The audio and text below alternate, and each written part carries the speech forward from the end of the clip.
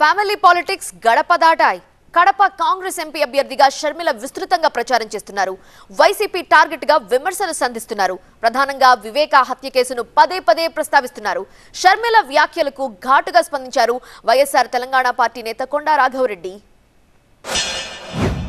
వివేకానందరెడ్డి గారి హత్య జరిగి 5 సంవత్సరాలు అయిపోయింది. 5 సంవత్సరాలు అయిపోయినా ఈ రోజు వరకు కూడా హత్య చేసిన వాళ్ళు, హత్య చేయించిన వాళ్ళు యథేచ్ఛగా తిరుగుతూనే ఉన్నారు. అక్యూజ్డ్ అని చెప్తున్నా ప్రతి విషయంలోనూ వెనకేసుకొస్తున్న జగన్మోహన్ రెడ్డి గారు 5 సంవత్సరాలను వీళ్ళు కాపాడడం ఒక ఎత్తు అయితే, ఈ రోజు మళ్లీ హత్య చేసిన వాళ్ళు వీళ్ళు అక్యూజ్డ్ అని చూపిస్తున్న ఆ అవినాష్ రెడ్డికే మళ్లీ జగన్మోహన్ రెడ్డి గారు మళ్లీ ఎంపీ టికెట్ ఇచ్చారంటే ఇది అహంకారం కాకపోతే ఇక ఏమనాలి? అసలు నీకు ఏం కావాలో చెప్పు.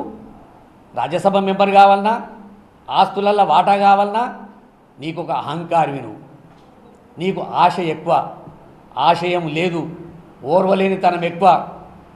నువ్వు రాజకీయాలకు పనికొస్తావా? ఇవాళ ఎందుకు ఈ దిగజారుడు పనులు చేస్తున్నావు? డైరెక్ట్ అడుగు, నువ్వేం కావాలో నీకు. తెలంగాణలో ఉన్నప్పుడు ఒక పాట పాడుతీవి, తెలంగాణలో 3 సంవత్సరాలు పార్టీ పెట్టినప్పుడు ఏ రోజన్నా నువ్వు వివేకానంద రెడ్డి గారి గురించి మాట్లాడినవా?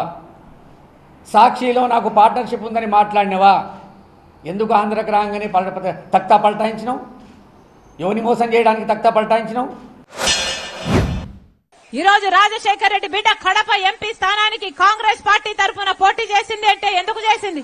ఎందుకంటే జగన్మోహన్ రెడ్డి గారు రాజశేఖర్ రెడ్డి గారి ఆశయాలను కాపాడుతాను అని చెప్పిన వాడు. నేను జగన్మోహన్ రెడ్డిని, రాజశేఖర్ రెడ్డి గారి వారసుని అని చెప్పుకున్నవాడు. ఇచ్చిన ప్రతి మాట తప్పాడు. వాగ్దానం చేసిన ప్రతి మేనిఫెస్టోలో పెట్టిన ప్రతి వాగ్దానాన్ని తుంగలో తొక్కాడు.